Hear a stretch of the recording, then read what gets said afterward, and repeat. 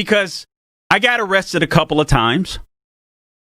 And I want to tell you how some cool white people started changing my life, started pouring into my life. Before that, I thought like Black Lives Matter things. I think like a lot of leftists think. A lot of white leftists, a lot of black leftists. There's racism all around. It's all around the place. It's everywhere. That was what I believed. My parents didn't teach me that. I don't even know where I got that from. I guess just hanging around with the kids on the street. But that's what I believed. Albeit, I got to see white people, if you will, every Saturday at church that were cool. But I always felt, I always found perceived racism. There was something about them. I knew if we weren't in church, they were going to be racist, this, that, all that stuff.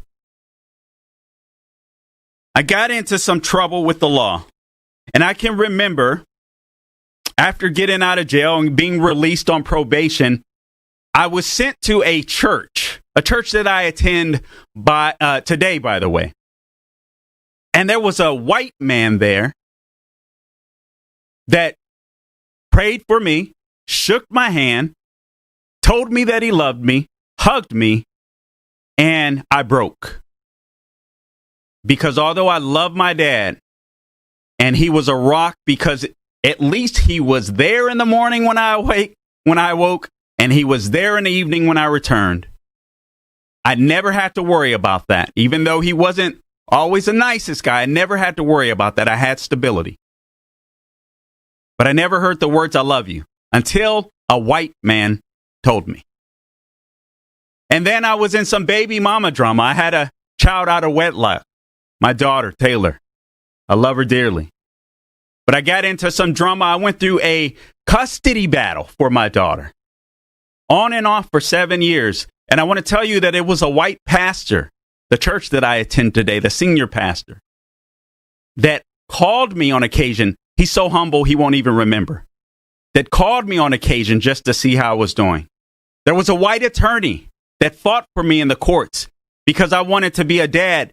And I was a Democrat liberal thinking that, hey, Democrats were for us. Big government was good. And then I got to go and get into the court system, both as a criminal and as a father. And I realized just how much government didn't care for me. This systemic racism by whites, I got to tell you, when I went to the child support office and when I fought for custody, the people that treated me the worst were the black women there, that treated me like I was dirt, that treated me like I was scum. And then I would go back and talk to my white attorney that would fight for me. I want to tell you about a spiritual mentor that I had, Brad Bright, son of Bill Bright, founder of Campus Crusade for Christ, that met me and took me under his wings and mentored me spiritually. I want to tell you about my buddy Mark Mucha, who took me in when I had no place to go. I want to tell you about my buddy Danny Coswick that took me in when I had no place to go. I want to tell you about my friends on the radio, my colleagues, the American Adversaries, Christopher Hart, Nostradamus, Larry Adams. When I wanted to come into radio, that opened up their arms and brought me in. I get offended with the idea that there's systemic racism. And black people, black Christians, you should be ashamed of yourselves. You should be ashamed of yourselves. How dare you allow God's church to be co-opted by radical communists? How dare you? How dare you? We'll get into that. I want to thank Gilda, who took me in her arms. I want to thank Grandma and Grandpa Perez. They happen to be Puerto Rican, who watched over me. I want to thank my buddy Mark Ortiz in California. All these people that the left would call racist. Leftists are liars. Christians, we're in a fight. Conservatives, we are in a fight. This election cycle is civilization versus chaos. I think Victor Davis Hanson framed that perfectly a couple of nights ago or a few nights ago on Fox News. And black Christians, I want to tell you there is no affirmative action plan in heaven. No affirmative action plan in heaven.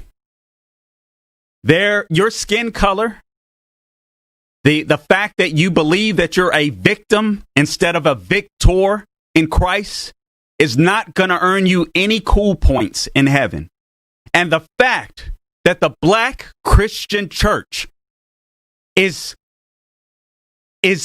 out protesting and mimicking and repeating the mantra of Black Lives Matter that wants to deconstruct the traditional family. It's a shame. This is the Dennis Prager Show. I am Carl Jackson sitting in for Mr. Prager, and we will be back in a few. The Dennis Prager Show, live from the Relief Factor Pain-Free Studio. If you could do one thing that changed you forever, would you?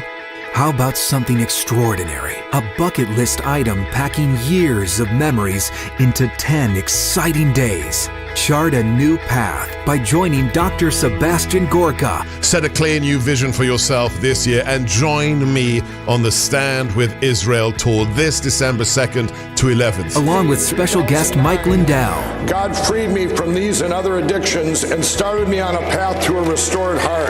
Praise Jesus. Discover over 40 iconic sites as you encounter the life-changing impact of a journey to the Holy Land. Surrounded by like-minded travelers, picture yourself stepping foot in key locations right out of history. Much more than a vacation, this journey guides you through one of the most politically and spiritually significant places in the world. Explore Jerusalem, Galilee, the Dead Sea region, and so much more. Along the way, Dr. Sebastian Gorka will broadcast live and on-site as you watch and participate. Reserve your spot today for this incredible journey. Call today to join Dr. Sebastian Gorka on this life-enriching Israel tour, December 2nd to 11th, 2020. Call 855-565-5519 or book online at standwithisraeltour.com.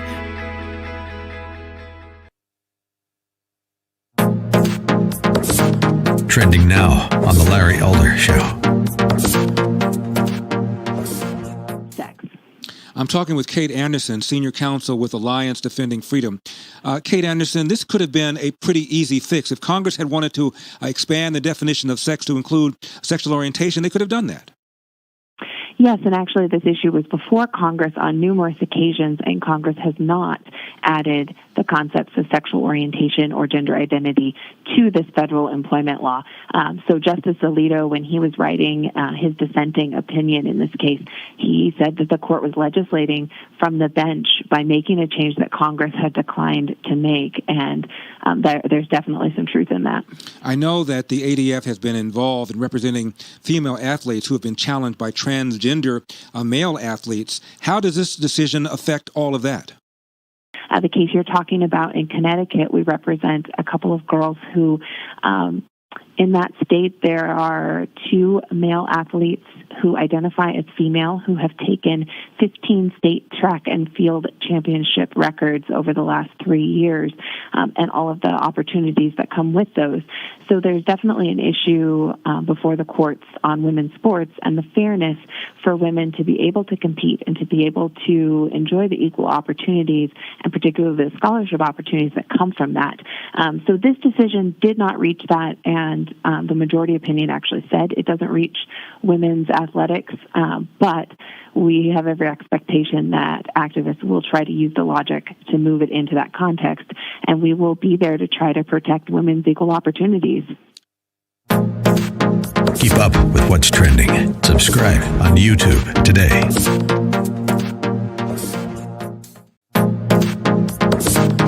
Trending now on America First with Sebastian Gorka. The taking down of statues that have been there in some cases for more than a century. What is Dave Bratt's analysis about what that's really about? And the Marxists are alive and well. And so we thought it was done with the Soviet Union, but we didn't finish the job. And now the Cultural Revolution of Mao is finding its way here, and the Chinese separated the people from their families, from their religion, from their tradition, from their culture. You have underground churches. They're happy with the messaging that's going here. So what at first started as a certain type of message, now the Marxists are in full control.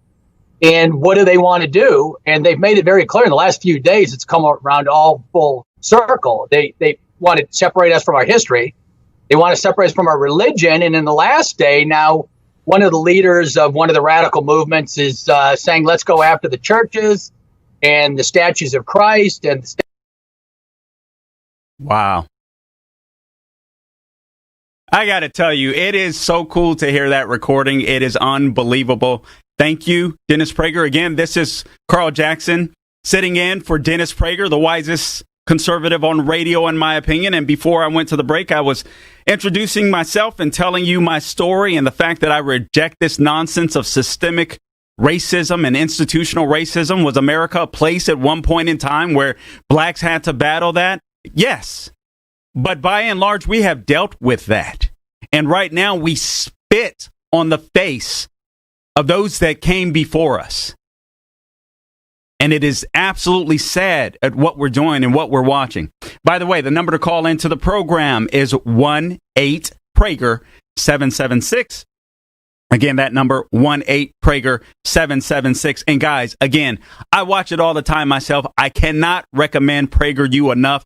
Make sure you subscribe and donate, because we know what the left is doing to try to destroy Dennis Prager's voice. Visit his website as well, DennisPrager.com.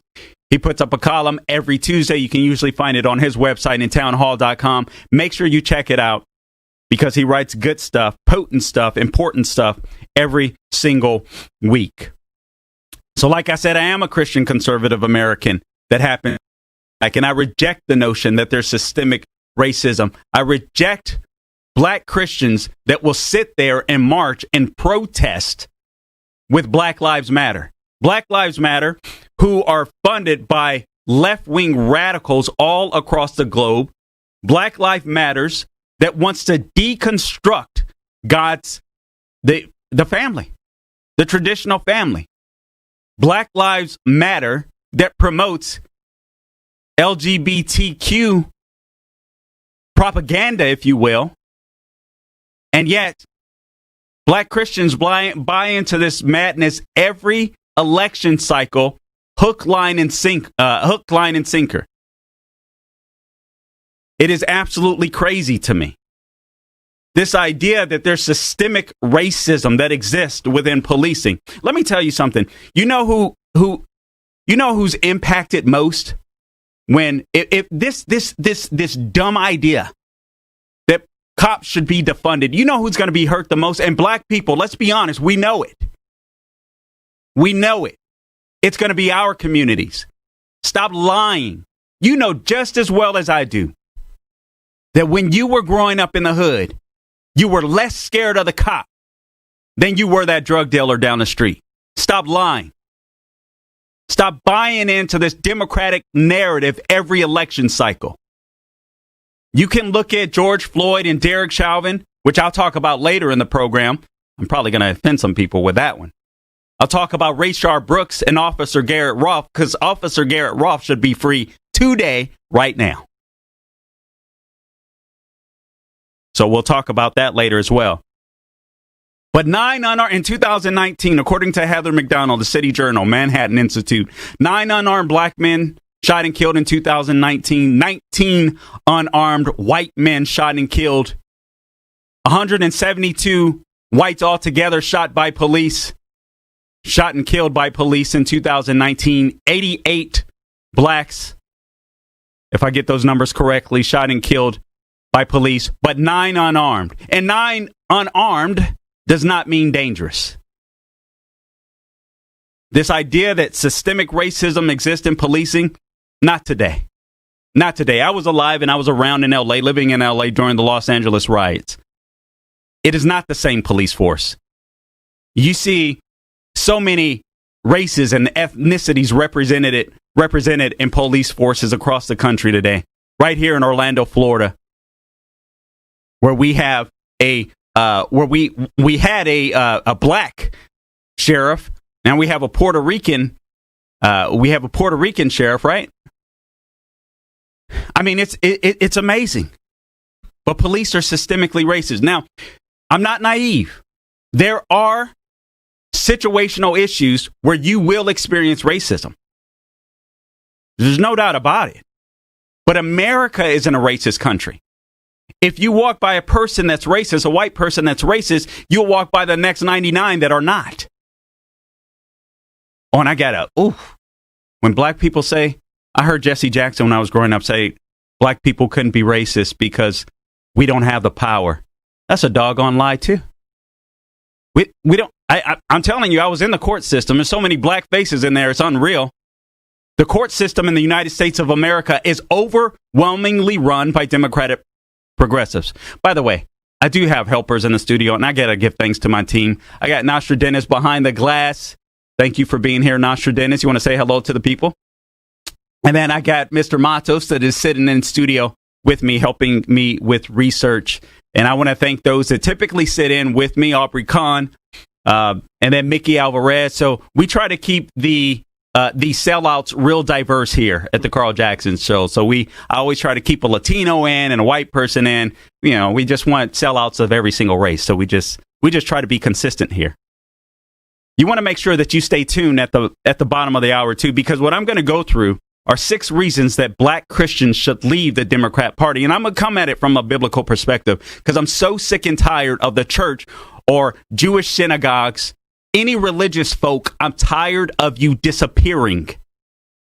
The reason why we see chaos is in the streets is because we weren't doing our job in the church buildings. And I didn't think I intended to come here to preach today. I wanted to talk politics. But I'm going to have to preach a little bit because the church is absent. And that's why we're seeing what we're seeing in the streets. When black Christians believe that they have the same values as a radical, extremist, left-wing group, there's a problem, Christian church. There's a problem. By the way, you can join me on Facebook, Carl Jackson Radio on Facebook, Twitter, at Carl Jackson Show. Check out our YouTube channel, The Carl Jackson Show on YouTube, and you can catch and view and read my latest columns at carljacksonshow.com. But BLM wants to